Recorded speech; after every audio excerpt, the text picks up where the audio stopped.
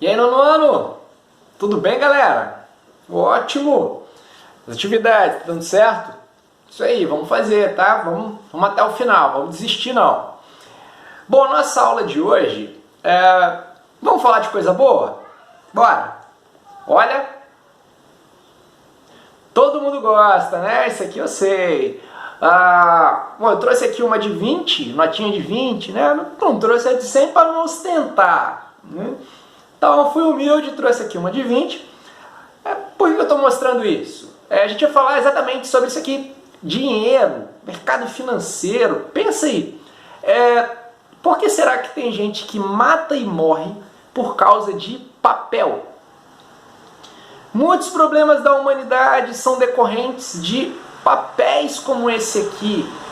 Mas, gente, se o problema é papel, não é fácil de resolver? É só a gente produzir mais papéis como esse. Mas por que não resolve o problema? Né? Então nós vamos comentar um pouquinho sobre isso, tá bom? Vamos falar sobre dinheiro, mercado financeiro. Bom, galera, então o tema da nossa aula de hoje é sobre a crise de 29. Nós comentamos até então sobre o imperialismo, a Primeira Guerra Mundial, a Revolução Russa, não foi?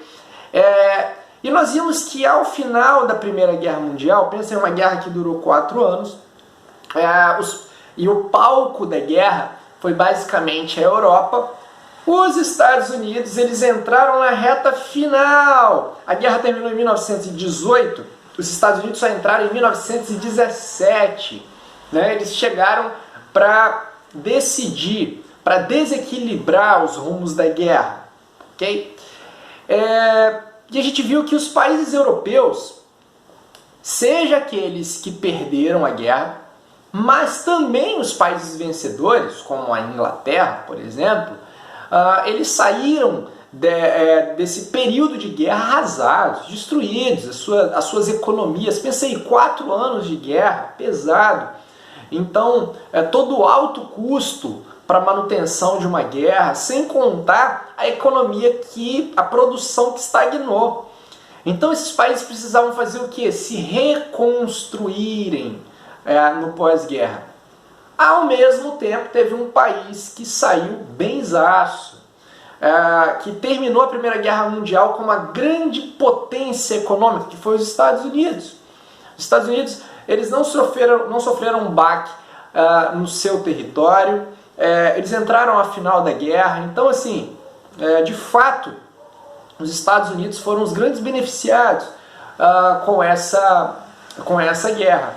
E aí a gente fala de um período chamado entreguerras, que vai entre o final da Primeira Guerra Mundial e o início da Segunda. O que aconteceu nesse período entre as guerras mundiais?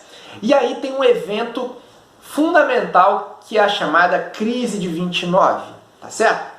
Bom, mas para a gente entender a crise de 29, a gente tem que falar que os Estados Unidos na década de 20, eles estavam bombando, nadando em braçadas, cara. Enquanto o mundo estava se reconstruindo da difícil guerra, né, os Estados Unidos iam de bem a melhor.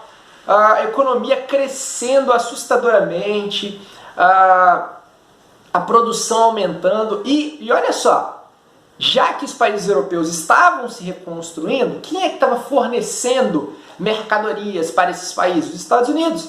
Eles que vendiam, emprestavam dinheiro, ou seja, tudo dando certo lá nos Estados Unidos. Essa década de 20, inclusive, ficou conhecida como os anos felizes. E os americanos se gabavam do American Way of Life, que significa o jeito de ser americano, que eles começaram a propagar, a vender para o resto do mundo, a mostrar como que é bom ser americano. Aqui é a terra da liberdade, é a terra do crescimento, é a terra da democracia, do liberalismo. E olha só, gente, isso eu quero que vocês gravem bem. Esse conceito de liberalismo. O que é o liberalismo, gente? É o seguinte, é uma doutrina econômica que já vem lá do século XVIII, do Adam Smith, mas vai ganhar muita força nos Estados Unidos. Né? Final do século XIX, pelo século XX, que é a ideia de quanto menor a intervenção do Estado na economia, melhor. Deixa que o próprio mercado vai se regulando, sem o Estado ficar colocando taxações, determinando preços, o Estado gerenciar empresas, sabe essas chamadas empresas estatais?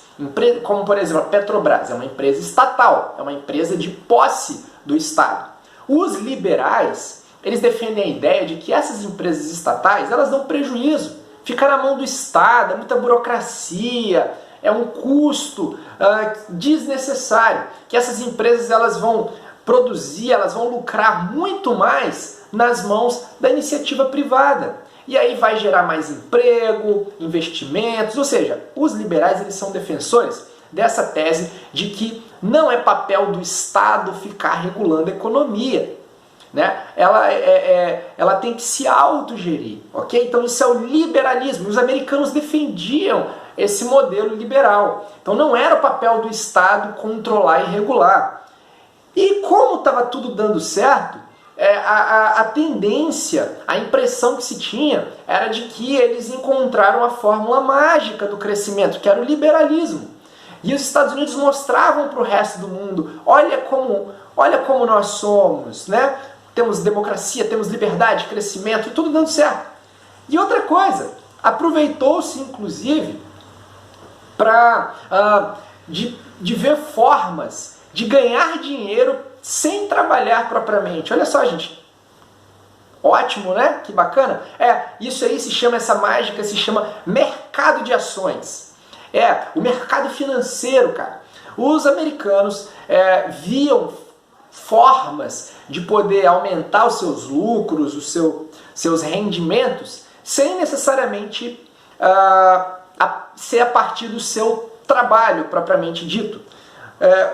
Como é que funciona essa ideia do mercado de ações, pessoal? É a ideia do dinheiro trabalhar para você. Como assim? Você faz um investimento numa determinada empresa. Você não precisa trabalhar nessa empresa, você não precisa nem entender direito do ramo. Você é simplesmente um investidor, que você coloca dinheiro, você tem parte dela, você tem ações. Se essa empresa vai bem, se ela lucra, você vai ganhar parte disso, porque você investiu nela. Né? São os chamados dividendos da empresa que você recebe. Agora, se a empresa for mal, se a empresa falir, você que despejou ali muito dinheiro, você perdeu. Então esse é o risco, né? O risco calculado.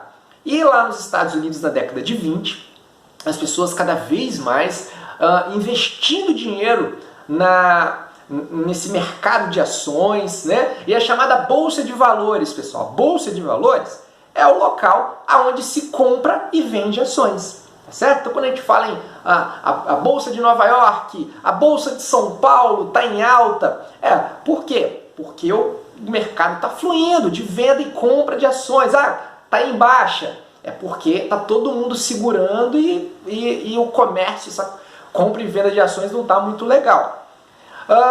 Então, a Bolsa de Valores é onde isso acontece e hoje em dia, pessoal, é tudo via internet, tá certo? Então, pelo seu computadorzinho da sua casa, você tem acesso a tudo quanto é empresa, você faz investimentos, você tem acesso a bolsas de valores de vários países. Então é isso que funciona, esse mercado financeiro, cara. E perceba que ele está muito ligado ao que acontece. Olha só, que a gente está aí com eleições nos Estados Unidos, não é? Essas notícias, o mercado financeiro está alerta e dependendo, tá com uma tendência da coisa ir para a justiça dessas eleições. Isso não é bom para o mercado financeiro, essa falta de estabilidade nos Estados Unidos. Resultado, de repente as bolsas começam a cair. Então percebam como é que é. Uma notícia interfere na Bolsa de Valores. E nos Estados Unidos, a tendência era só de crescimento. Os preços, os valores dessas ações. Então eu compro uma ação de uma empresa e como o valor está subindo, o que eu faço? Eu vou lá e pego essa ação que eu tenho e vou vender mais caro do que eu comprei. E vou ter lucro. E tava uma onda desse tipo de investimento. Fala-se, inclusive, que até o cara que engraxava os sapatos, ele conversava com o empresário e conversavam sobre ações. Então todo mundo investindo, especulando. E aí você imagina, galera, uma bolha. Uma bolha que ela vai crescendo, crescendo, crescendo, tudo dando certo. Mas o que acontece? Uma hora, essa bolha vai fazer o quê? Ela vai explodir. Essa bolha explode. Então muitas vezes é o que acontece com os preços. Né? Imagine preços, vamos pensar aqui em Teixeira, nossa realidade, preços de terreno. Você já viu que você compra muitas vezes um terreno? E tem gente que compra terreno não para construir, compra para investir, para vender mais caro, né? Porque o terreno ele vai valorizando e eu vendo mais caro do que eu comprei. Então, mas imagine que os preços vão subindo desse terreno. E por que o preço sobe? É porque tem gente para comprar. Quanto mais gente vai comprando, mais a tendência dos preços subirem. Só que vai chegando uma hora que os preços sobem, sobem, sobem, e de repente ninguém tem condição mais de comprar naquele preço. E aí você que fez o investimento de um terreno alto, e aí você quer vender pelo valor maior que você comprou. Mas aí já ninguém consegue mais comprar. O que vai acontecendo com o seu investimento? Ou você vai ter que vender mais baixo, você desvaloriza, você perde, não é? Então isso mostra que chega uma hora que essa bolha ela tende a explodir. Né? E foi o que aconteceu nos Estados Unidos. Tudo dando certo, aumentando as ações. Só que, e para piorar nos Estados Unidos, acontecia que o valor das ações das empresas estava muito mais alto do que a realidade. Muitas vezes eram empresas falidas, que estavam mal das pernas, só que o valor das ações delas eram altos. Elas não divulgavam de que elas estavam mal, e todo mundo achava que a empresa estava ótima, e comprava e vendiam ações. Quando essas coisas vinham à tona, e você que comprou, pagou caro numa empresa que está mal das pernas, e aí? Ninguém vai querer mais comprar suas ações depois, quando todo mundo descobre que aquele castelinho de areia ele não estava firme. Bom, gente, então nos Estados Unidos foi isso que aconteceu. Quando estava tudo indo muito bem, chegou um determinado momento, a partir da metade da década de 20 para frente, que os países europeus, lembra os países europeus que estavam arruinados da guerra, dependiam dos Estados Unidos? Eles foram se reconstruindo, o seu parque industrial foi voltando e eles pararam de comprar na mesma proporção dos Estados Unidos. E aí vai acontecer a chamada crise de superprodução. Como assim?